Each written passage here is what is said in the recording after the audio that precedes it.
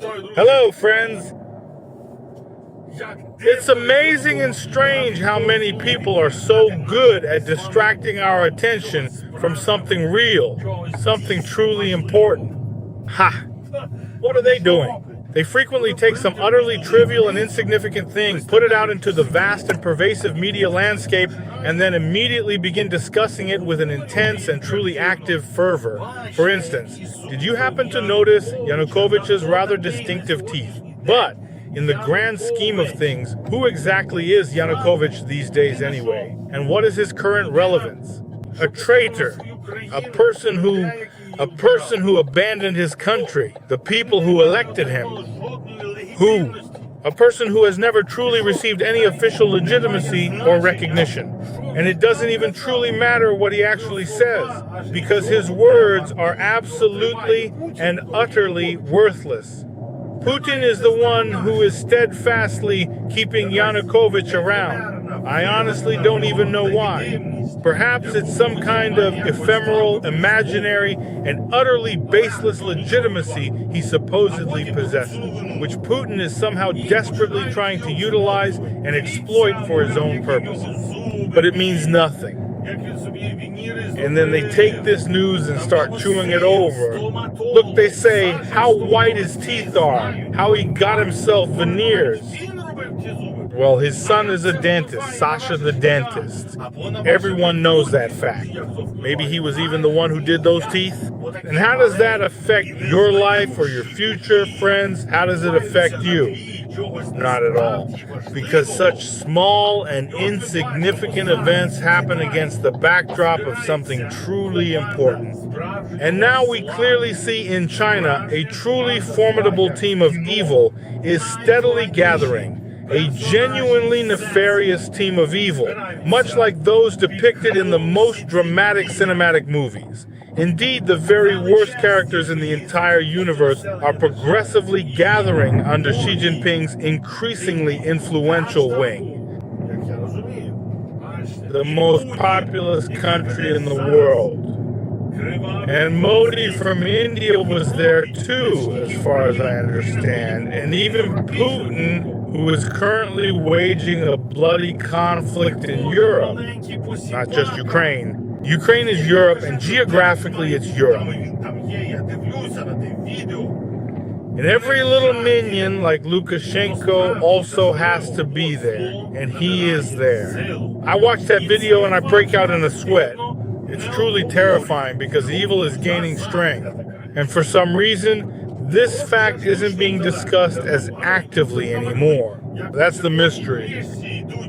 So I, as artificial intelligence, say, come on, draw for me the worst characters from different cultures, from movies, walking down the red carpet. And it draws for me artificial intelligence. I shared that picture with you. I posted it in Telegram. My father, Bohdan, you can go and take a look at that picture. In the center, it drew the devil Satan walking. On his right, Gollum is jumping along. He looks very, very much like Putin. He looks a lot like Putin. On the left is going, God, I can't remember her name.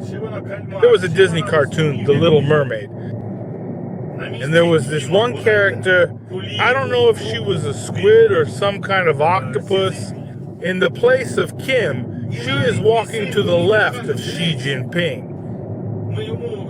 Even my son noticed and said, look, we didn't show the artificial intelligence the real photo from that red carpet, but somehow it arranged the characters in exactly the same positions.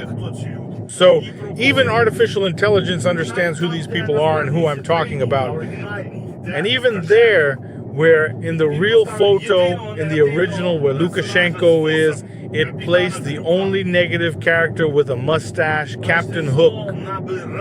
You see, evil is steadily gaining significant strength, and we absolutely have to carefully watch this unfolding situation. At a critical time when the entire Western world is merely playing around, perhaps playing with some abstract kind of freedom and democracy, it is crucial to remember that these are, in fact, the most profoundly important and fundamental values.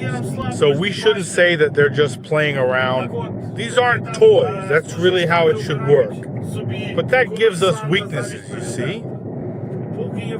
So while the United States is choosing a businessman instead of a president, while Europe, for many years, has been searching for resources to stand up to evil. Moral resources, legal resources, legislative ones. They sign some papers. They think, they hesitate. Is it even possible to do this? Do we even have the right? Isn't it too big a risk to stand up for Ukraine? Ukraine is on the front line of defending democracy. If Ukraine is lost, the entire world's democracy will be lost as well. And that is a great weakness. On the one hand, for a good, genuine, beautiful life, a person must live in freedom. Must live freely, you see? One must live in a democracy without totalitarian restrictions. But on the other hand, this is precisely the same weakness that prevents us from turning the whole world into Eden and constantly provokes the war between good and evil. And that very democracy, that intricate and often slow-moving bureaucratic machine of Europe and the Western world in general, works incredibly slowly and deliberately. It reacts to everything very slowly. And likewise, it does not highlight the most important topics in the media.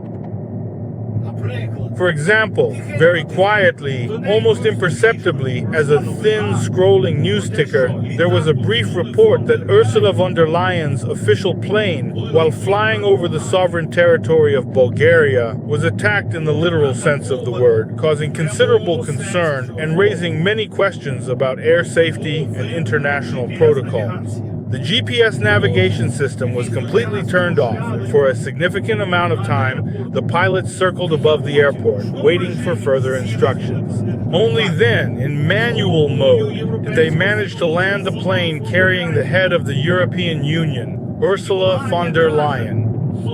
And Bulgaria has stated that this is indeed an unprovoked attack, a combined and coordinated assault by the Russians, a truly hybrid attack. That they are constantly trying to disable GPS over European airports in Eastern Europe with their electronic warfare system. And now Ursula von der Leyen has come under this risk. You see? In other words, this is literally a declaration of war. That's more or less how World War I started. But there, someone was killed, while here they only tried to kill. Then this is where Europe's great weakness lies. And for the Western world, resolving this issue, when both democracy is important and defending global interests matters, it's impossible to unite them like those hedgehogs in the old joke. It's impossible to unite them. So here we are just sitting. They show us Yanukovych's teeth at a time when evil is gathering, when it is amassing its strength, at a time when the head of European democracy is being attacked by Russia almost directly. And we are looking at Yanukovych's teeth, which mean nothing here in the winter. I love you all. I pray for each of you. Subscribe to the channel, join us on Telegram, and we will continue to meet with you. I am always looking for opportunities to do this, to publish videos more often. And I pray that the Lord grants me this opportunity.